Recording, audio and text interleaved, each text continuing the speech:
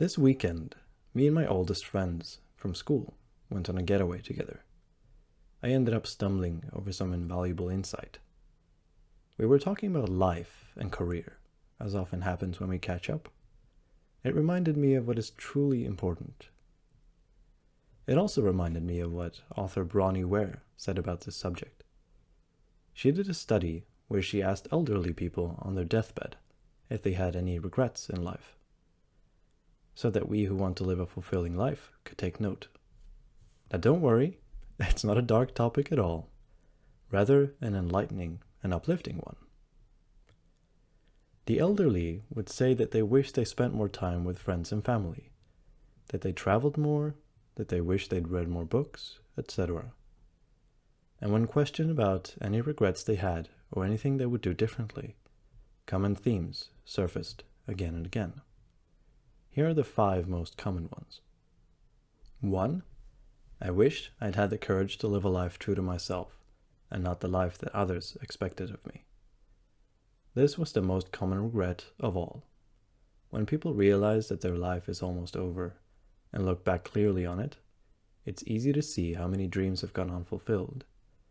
Most people had not honored even half of their dreams, and had to die knowing that it was due to their choices that they made or not made. It's very important to try and honor at least some of your dreams along the way. From the moment that you lose your health, it's too late. Health brings a freedom very few realize until they no longer have it. 2. I wish I hadn't worked so hard. They missed their children's youth and their partner's companionship. But as most were from an older generation, many of the female patients had not been breadwinners. All of those who had worked deeply regretted spending so much of their lives on the treadmill of a work existence. By simplifying your lifestyle and making conscious choices along the way, it's possible to not need the income that you think you do. And by creating more space in your life, you become happier and more open to new opportunities, ones more suited to your new lifestyle. 3. I wish I'd had the courage to express my feelings. Many people suppress their feelings in order to keep peace with others, and as a result, they settled for a mediocre existence and never became who they were truly capable of becoming. Many developed illnesses related to the bitterness and resentment they carried as a result. We cannot control the reactions of others. However, although people may initially react when you change who you are, by speaking honestly, in the end, it raises the relationship to a whole new level, a healthier level.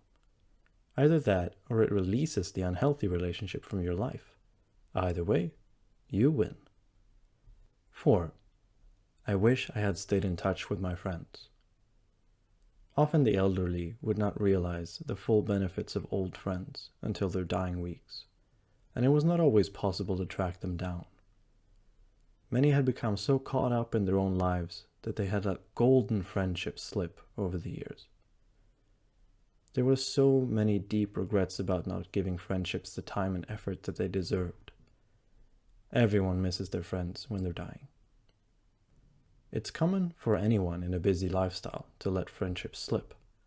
But when you're faced with your approaching death, the physical details of life fall away. People do want to get their financial affairs in order if possible, but it's not money or status that holds the true importance for them.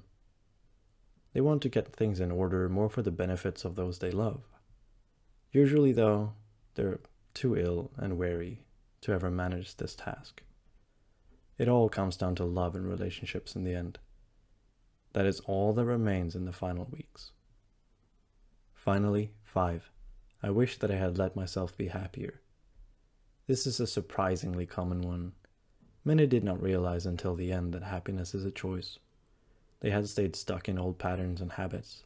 So-called comfort and familiarity overflowed into their emotions, as well as their physical lives. Fear of change had them pretending to others and to themselves that they were content, when deep within they longed to laugh properly and have silliness in their life again. This is exactly what happens when I spend time with these friends of mine. When you're on your deathbed, What others think of you is a long way from your mind. How wonderful to be able to let go and smile again, and long before you're dying. In a group of guys especially, it's common to hold back feelings because of some macho culture. But see, I don't care if you guys think I'm soft. It's far more important that you know that I love you. Hatar folk som filmar.